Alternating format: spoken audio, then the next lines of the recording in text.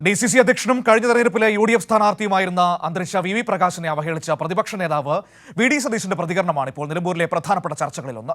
UDFിലെ പ്രധാന നേതാക്കൾക്കും സതീശന്റെ പ്രതികരണത്തിൽ കടുത്ത അതൃപ്തിയാണ്. സതീശന്റെ വാക്കുകളിലേക്ക് ആദ്യം. അല്ല, അതൊക്കെ എന്തിനാ ആ വീട്ടിൽ പോണത്? ആ വീട്ടിലാണ് പോണത്. വി പ്രകാശിന്റെ വീട്ടിൽ എന്തിനാ ഷൗക്കത്ത് പോണത്? അത് പോകേണ്ട ആവശ്യമില്ല. നിങ്ങൾ അതൊക്കെ വിവാദമാക്കാൻ ശ്രമിക്കുന്നു. അതൊക്കെ ഞങ്ങളുടെ സ്ഥാനാർത്ഥി എവിടെ പോകണമെന്ന് ഞങ്ങൾ തീരുമാനിച്ചോളാം. നിർബൻ നിലമ്പൂരിൽ നിന്ന് വാർത്തയുമായി നമ്മളോടൊപ്പം ചേരുകയാണ്. നിർബൻ, ഇന്നലെ VD സതീശന്റെ ഈ പ്രതികരണം നമ്മളെ വല്ലാതെ അമ്പരപ്പിച്ചിരുന്നു. കാരണം സ്വന്തം പാർട്ടിയിൽപ്പെട്ട നേതാവിനെ കുറിച്ചാണ്, അദ്ദേഹത്തിന്റെ ഓർമ്മകളെക്കുറിച്ചാണ്, അദ്ദേഹത്തിന്റെ വീട്ടിൽ പോകുന്നതിനെ കുറിച്ച് ചോദിച്ചപ്പോഴുള്ള മറുപടിയാണ് നമുക്ക് ഈ കേൾക്കാൻ കഴിഞ്ഞത്. സതീശന്റെ ഈ പ്രതികരണത്തിൽ ഇപ്പോൾ കോൺഗ്രസിൽ തന്നെ വലിയ അതൃപ്തികൾ രൂപപ്പെടുകയാണോ? ഈ പ്രതികരണം, ഈ പ്രകാശിനെ കുറിച്ചുള്ള ഈ മോശമായ രീതിയിലുള്ള പരാമർശം അത് മണ്ഡലത്തിൽ തിരിച്ചടിയാകും എന്ന വിലയിരുത്തലാണോ ഇപ്പോൾ കോൺഗ്രസ് ക്യാമ്പിനുള്ളത്?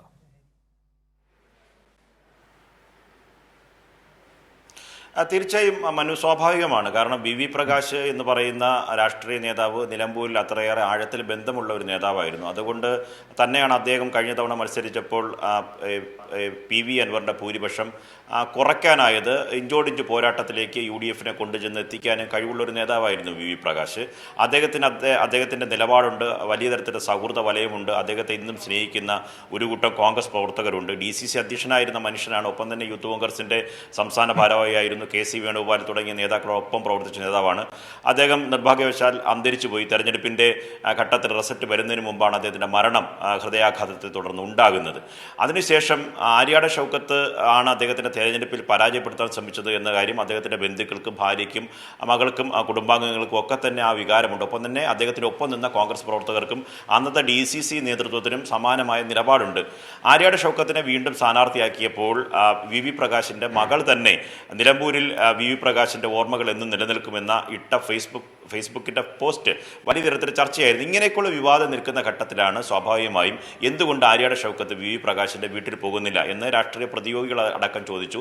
പലരും തെരഞ്ഞെടുപ്പ് യോഗങ്ങളിൽ ഇക്കാര്യങ്ങൾ ഉന്നയിച്ചു. മാധ്യമപ്രവർത്തകർ ചോദ്യങ്ങളായി UDF നേതാക്കളോട് പ്രത്യേകിച്ച് ആര്യാട ഷൗക്കത്തിനോട് തുടർച്ചയായി ചോദിക്കുന്നതാണ്. ഈ തെരഞ്ഞെടുപ്പിൽ മത്സരിച്ച് ഇന്നലെ പരസ്യ പ്രചരണം അവസാനിച്ച് ഇന്നും വ്യക്തികളെ കണ്ടുകൊണ്ടിരിക്കുന്ന ആര്യാട ഷൗക്കത്ത് ഇക്കാര്യത്തിൽ ഒരക്ഷരം, കമാ എന്നൊരക്ഷരം മിണ്ടിയിട്ടില്ല. കാരണം അദ്ദേഹത്തിന് അങ്ങനെ ധൈര്യമായി തലയുയർത്തി പിടിച്ച് VV പ്രകാശിൻ്റെ വീട്ടിലേക്ക് പോകാൻ കഴിയില്ല. അതൊരു വസ്തുത തന്നെയാണ്.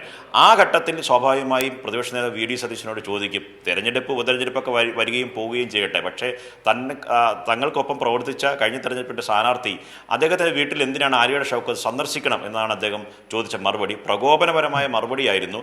അത് വലിയ തരത്തിൽ മണ്ഡലത്തിലെ കോൺഗ്രസ് അണികൾക്ക്, പ്രത്യേകിച്ച് VV പ്രകാശുമായി അത്രയേറെ മാനസിക ബന്ധം പുലർത്തിയ പ്രവർത്തകർക്കും വലിയ തരത്തിൽ ആഘാതം ഉണ്ടാക്കിയിട്ടുണ്ട്. സ്വാഭാവികമായും നിലമ്പൂരിൽ നിന്ന് വലിയ തരത്തിൽ സജീവമായ ചർച്ചയാണ്. നയപരമായി സമീപിക്കേണ്ട, കൈകാര്യം ചെയ്യേണ്ട ഒരു പ്രശ്നത്തെ, ഒരു വിഷയത്തെ പക്വതയില്ലാത്ത പ്രതികരണത്തിലൂടെ പ്രതിപക്ഷ നേതാവ് വഷളാക്കി എന്ന ഒരു വികാരമാണോ മുതിർന്ന നേതാക്കൾക്ക് ഇപ്പോൾ കോൺഗ്രസ് ക്യാമ്പിൽ ഉള്ളത്? അതിന്റെ തിരിച്ചടികളെയാണോ അവർ ഭയക്കുന്നത്?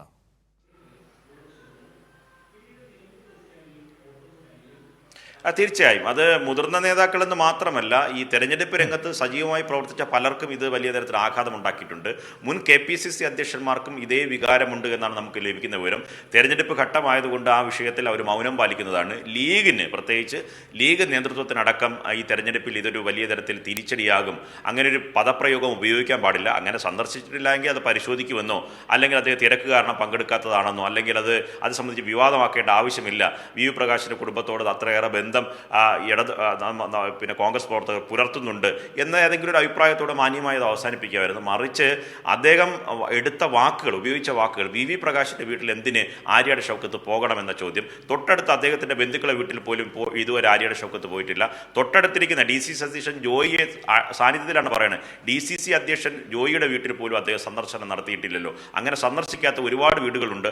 അതിനൊപ്പമുള്ള ഒരു വീടാണ് VV പ്രകാശിൻ്റെ വീടുമെന്ന് അദ്ദേഹം ലളിതമായി പറയുകയാണ്. ഒരു കാര്യം കൂടി കൂട്ടി വായിക്കണം മനു, അദ്ദേഹത്തിൻ്റെ സ്ഥാനാർത്ഥിയായി പ്രഖ്യാപിച്ച ശേഷം നോമിനേഷൻ കൊടുത്തിട്ട് അദ്ദേഹം പല മതമേലധ്യക്ഷന്മാരുടെ വീടുകളിൽ പോയിരുന്നു. ഇവിടെയുള്ള ആസ്ഥാനങ്ങളിലല്ല, ജില്ല വിട്ടു പോകേണ്ട ആസ്ഥാനങ്ങളിൽ പോയി പലരെയും കണ്ടു. അങ്ങനെ ഒരു നേതാവിന് എന്തുകൊണ്ട് VV പ്രകാശിൻ്റെ വീട്ടിൽ പോകാൻ കഴിഞ്ഞില്ല എന്ന ചോദ്യവും പ്രതിപക്ഷ നേതാവ് പറഞ്ഞ ഉത്തരവും മണ്ഡലത്തിൽ സജീവമാണ്. മനു. ശരി, നിർബൻ നിലമ്പൂരിൽ നിന്ന് വിവരങ്ങൾ നൽകിയത്.